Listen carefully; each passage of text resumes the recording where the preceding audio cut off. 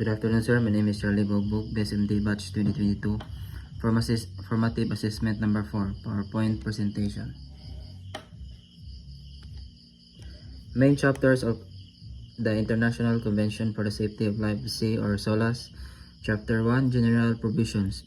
This chapter includes definition and general requirements applicable to all vessels covered by SOLAS.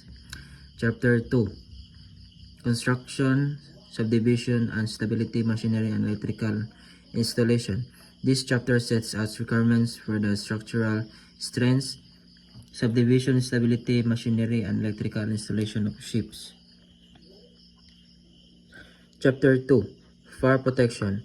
Fire Protection and Fire Extinction. It covers requirements for the fire protection, detection, and extinction system on board ships to prevent and mitigate the risk of fire. Chapter 3, Life-Saving Appliances and Arrangement.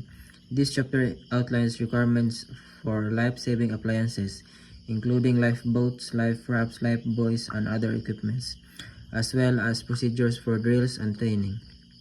Chapter 4, Radio Communication. It establishes requirements for maritime radio communication, equipment, and procedures to ensure effective communication between ships and shore station. Chapter 5, Safety of Navigation. This chapter addresses measures to ensure the safety of navigation, including requirements for navigation equipments, charts, voyage planning, and watch keeping. Chapter 6, Carriage of Cargoes. It covers regulation for the safe carriage of cargoes, including requirements for cargo securing, handling, and stowage. Chapter 7, Carriage of Dangerous Goods. This chapter sets out specific requirements for the carriage of dangerous goods by sea to prevent accidents and protect personal property and the marine environment. Chapter 8, Nuclear Ships. It contains special provision for safety of nuclear-powered ships. Chapter 9, Management for the Safe Operation of Ships. This chapter addresses the responsibilities and obligations of ship owners, operators, and masters regarding the safe operation of ships. Chapter 10, Safety Measures for High-Speed Craft. It includes requirements specific to high-speed crafts to ensure their safe operation and minimize the risks associated with their unique characteristics. Chapter 12, Special Measures to Enhance Maritime Safety. This chapter covers additional safety measures including port state control, ships identification numbers, and mandatory reports on incidents at sea.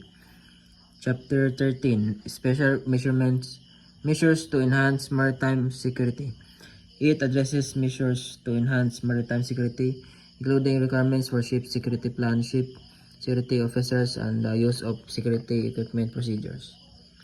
The safety provision of the Polar Code are incorporated by SOLAS Chapter 14, which states the vessel operating in polar water certified in accordance with Chapter 1 must meet the Polar Code Part 1A. That's all. Thank you.